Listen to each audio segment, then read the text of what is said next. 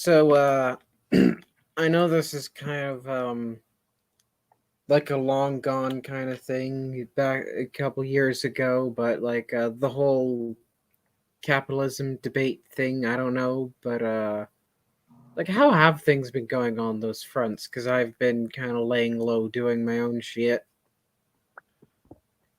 Um, I remember some time ago I saw that Nate blocked you on Twitter.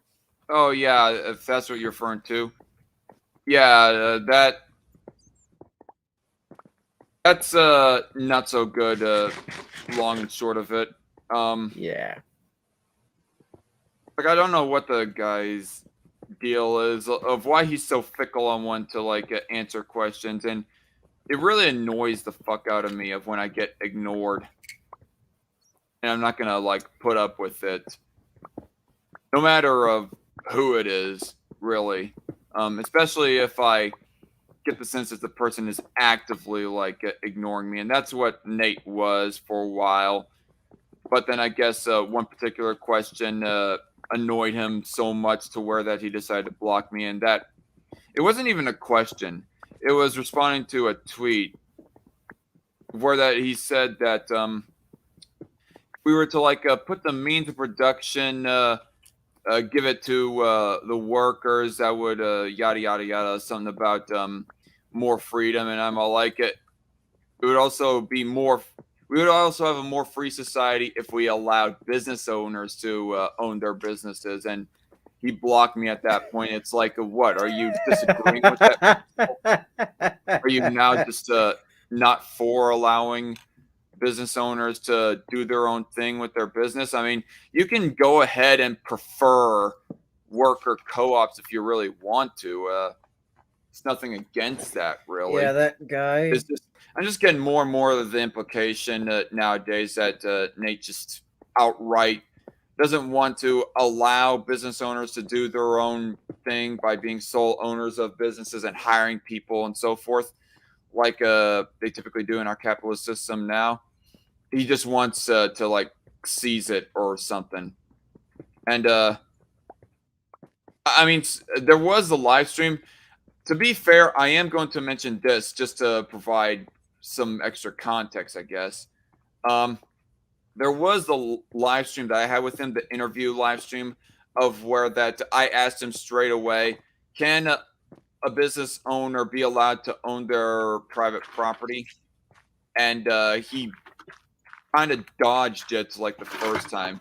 He was all like, it depends on the situation. And then to kind of get him to kind of clarify on the questioning, I rephrased it, or I rather said, yeah, sure, if somebody like tries to kill the husband of somebody and then marries that wife in order to like become the sole owner of that property, and there was like an underlying conspiracy behind it, you know, to try and get inheritance of that property by marrying the wife or former wife of that now dead business owner, then yeah, that's illegitimate. But say in a general sense, can business owners be allowed to own their private property? And then he said, for the sake of argument, yeah. But then the thing is that I can't remember what the exact tweet was, but there was some tweet like a few weeks or Pivoted. months later of where that he gave some answer that implied to me that maybe he doesn't agree with that anymore. Like if he might have had like a 2 or 3 months flat change of position on the issue, and so I just gone asking him a question, and he left that unanswered. And so there's I'm gonna be keep on addressing the possibility that maybe he doesn't want to forcefully seize the means of production from business owners. But the fact that he just keeps on remaining silent on that just is just not a good look. It just makes people really suspicious. And if you think that's an unfair question, Nate, if you ever go listening or whatever, well, I'm sorry if it seems unfair, but unlike given saying all these weird things about capitalism and things about capitalism, like private property ownership and wage labor and so forth, that it makes a person super suspicious, really, and it just can't. A person can't help but to just think and wonder of what's really your position. If you're like honestly hiding the ball or something, and if you're not hiding the ball, then just answer the question straight away. If you are intentionally hiding the ball, well, then I guess that means you have your reasoning for dodging the question or avoiding the questions, avoiding answering the questions. Right. I remember back when this whole thing was it was shortly before the stream. Yeah, Nate was kind of I was noticing some major red flags with him is in his behavior, and it was like he I kept asking him questions in Discord DMs, and he just wouldn't answer. And I was like, okay, if we're gonna play this game, I might as well hit block Oh, you blocked him? on Discord. Yeah. Oh. Personally, I wouldn't block somebody if they were ignoring me. Very rare circumstance that I will block somebody, but for somebody ignoring me, yeah, I don't know. You do you, boo, but you do you. Boo. That's the first time of me actually unironically using that gay ass saying, but no, you do you, but it's just not my thing. Yeah, it's been kind of developing in the works recently. I mean, first with Nate, it started out as a criticism of the term capitalism, and then it just evolved into criticism of a lot of important facets of capitalism, like private property ownership of all things. Like, we were all hoping that if he was going to have this weird criticism about capitalism, that he would at least be outspokenly Right. for private property. And here's another thing. He's like one of the people that thought up of the concept of private borders.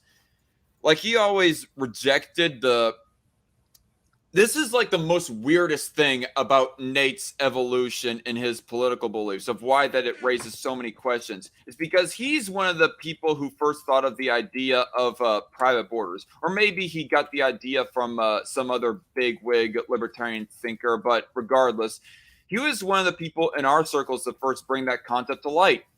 He rejected the notion of open versus closed borders. He said, I'm not for either of those. I'm for private borders. So now that he is like being super critical of private property for some weird ass reason, it makes one wonder, is he no longer for private borders? Does he think that borders should be open? What does he actually think now? Open public borders now? Is that what we're advocating for now? Part of Go ahead. like part of me wants to say that he's mostly in it for the LARP at this point. That could be, unfortunately, the case. Maybe, I don't know. I mean, I don't even know what LARP there would be with that. I mean, how is it cool or hip to be a mutualist? I don't know. And yes, I read your live chat right there, Night Shift, that said that's what mutualism will do to you. Oh, I now remember what I was going to say. As far as like LARPing goes, I'm not going to, I don't know. I don't know what I want to say it is. I don't want to like go around accusing him of LARPing or grifting. I mean, I guess I won't rule out the possibility, but again, the fact that he's so unwilling to answer questions just makes things way too suspicious. And regardless of what his actual beliefs are, the fact that he does all these criticisms against wage labor and private property still just gives ammunition to the people who actually want to seize private property, like his buddy Aaron of re-education. Like, I gone grilling that guy.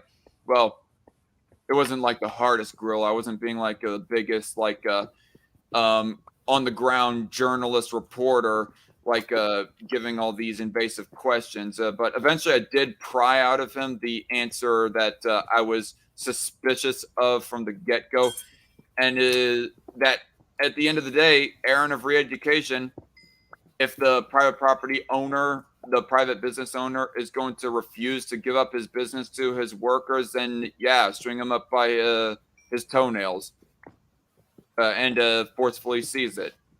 And that's what it comes down to. This is just the reason why I'm like so alienated to even ANCOMs, like communists in general, but even ANCOMs. Like originally, for the longest time, like 2018 and 19, I was willing to give the benefit of the doubt that maybe that there are ANCOMs that are in theory just a bunch of hippies that want to peacefully live in their communes and prefer the worker co-op model and maybe don't want to seize private property from private singular business owners. But the fact that Aaron says what he says and a lot of other self-proclaimed ANCOMs just makes me go thinking, yeah, it makes me more and more convinced that ANCOMs are really just pinkies that want to put it in nice words. Really. You just there stole the thing I was just going to say. And I'm like, why did you have to do that? Sorry. And but people like Aaron and whatnot. He's just giving Nate is just giving ammo to those guys, and it almost makes me want to like make a response video on everything. Like maybe make some mega edit response to. God, there was this one supposed libertarian thinker that he interviewed a while back. Stephen Kinsella? I don't think it's Stephen or Stephen Kinsella or whatever. But there was some name that he mentioned in my interview with him before that he was all like, hey, interview this guy. He's the one that got me to thinking about criticisms of capitalism, et cetera, et cetera. And he said, do it. It might actually get you some I think I know good who views. What? Was it Gary Chartier? That might have been it. I don't know.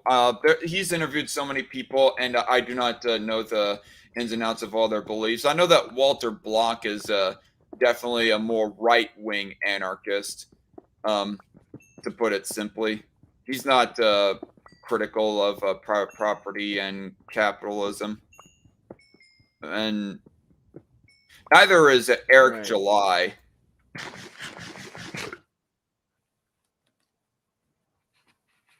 Some people that Nate really respects.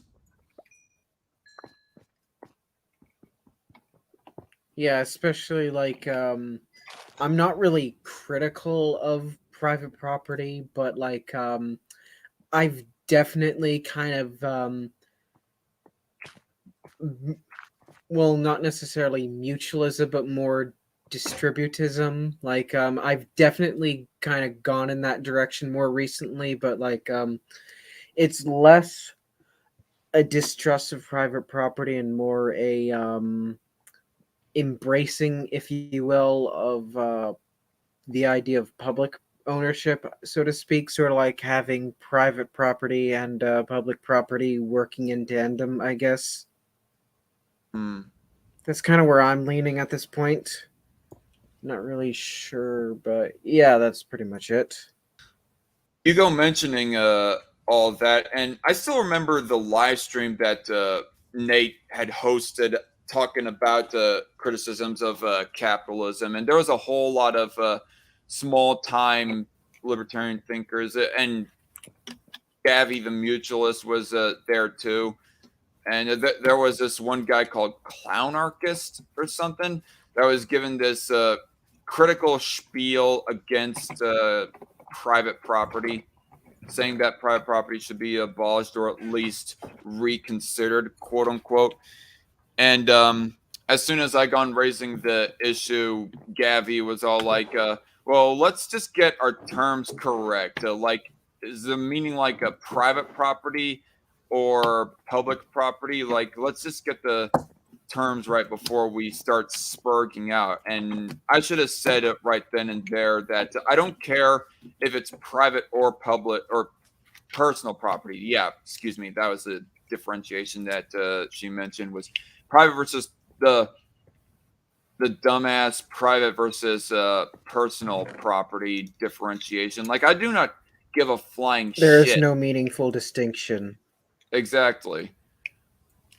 Even if there was, I do not care. Like, both of them, I don't want to be seized, like, at all. I mean, I guess unless if a person is like some kind of evil actor in some kind of way, well then fine. Yeah, I don't give a shit if you like go ahead and seize their stuff. But peaceful business owners who all they did wrong was not pay you the certain wage that you say that you deserve, say that you have a right to, well then no, don't give a shit. Just move on and like find a different avenue in life. Don't go fucking over that guy by stealing his shit just because he did not pay you what you wanted.